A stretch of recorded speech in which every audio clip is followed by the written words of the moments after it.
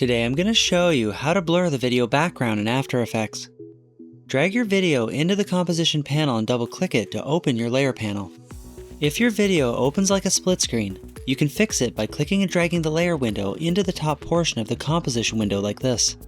Now at the top, select the RotoBrush tool and begin drawing inside the object that you want to isolate from your background. If some parts of your image were missed, simply click and drag inside the missed areas. To remove parts that were accidentally selected, simply hold Alt and your cursor will turn red, then simply click on the affected area.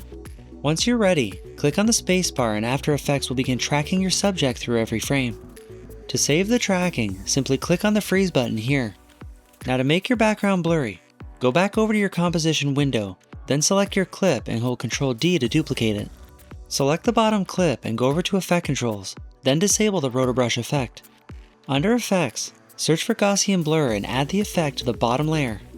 Now simply go over to Effect Controls and increase blurriness to your desired amount.